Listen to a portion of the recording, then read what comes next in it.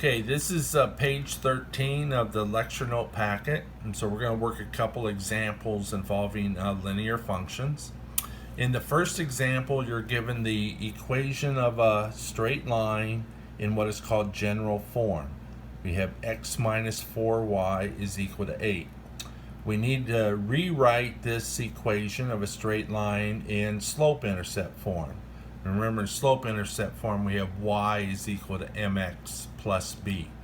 So to do that, we have to take the original equation in general form and solve for y. Then we'll know the slope and the y-intercept. So we have x minus 4y is equal to 8. And so to solve for y, we got to isolate y on the left-hand side. And so in the first step, we will move this x to the right-hand side via subtraction, subtract x from both sides, and we're left with minus 4y is equal to 8 minus x.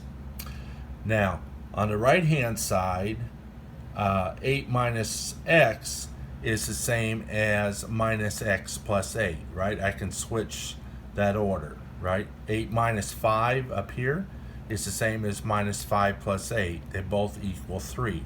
So 8 minus x can be written as minus x plus 8. And now on the left-hand side, I have minus 4y, and I can divide both sides by minus 4 to isolate the y on the left-hand side. On the right-hand side, the numerator has two terms in it, so each of those terms have to be divided by minus 4, and I'm left with y is equal to minus x divided by minus 4 plus 8 divided by minus 4. Well, in the first fraction, the negatives cancel, right? Negative divided by negative is positive, and I'm left with x over 4, which is the same as 1/4 times x. The constant, 8 divided by negative 4 is equal to negative 2. So this is y equals mx plus b form. The slope m, right, part b, is equal to the number in front of the x, which is 1/4, and the y-intercept b is the constant term, minus 2.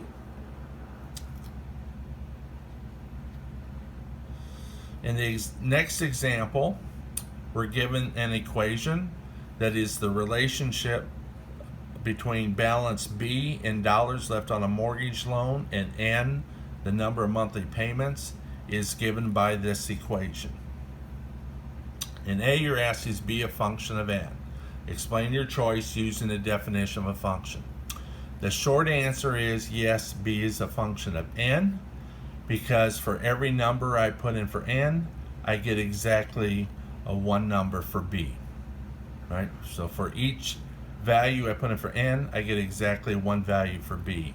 And you'll also notice that there's only one equation there. So B is a function of N. In part B, what are the units of the constant term 428,400 in this equation, and what does it represent in terms of the problem? Well, B is the balance on a mortgage in dollars, so this number, this constant term, has to be in dollars. Okay, so 428,400 is in dollars, and it represents the initial mortgage balance, or the original mortgage amount before you make any payments. That's how much they took out on the mortgage. In C, you're asked, what are the units of 1,020 in this equation, and what does it represent in terms of the problem? Again, B on the left is in dollars, so 1,020 is in dollars as well, and that represents the monthly mortgage payment. Okay, that's how much they pay each month on their monthly mortgage. In D, it asked, what is the balance on the mortgage after 12 years? Well, we're making monthly mortgage payments, and so there's 12 months in a year, and so 12 months times 12 years equals 144 months. So to find the balance on the mortgage after 12 years, we have to plug in 144 in for N in the equation up here. And that's what I do right here. I put in 144 in for N, and then do the multiplication, and then the subtraction, and I get the balance on the mortgage after 12 years is $281,520. In E, you're asked how many years will it take to pay off the mortgage? Well, to do that, right, you set B equal to 0 up here in the original equation, and then you solve for N, the number of payments.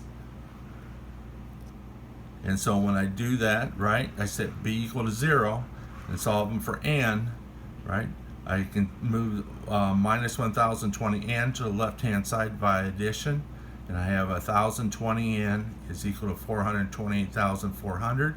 And then when I divide both sides by 1020, I get N is equal to 420 payments.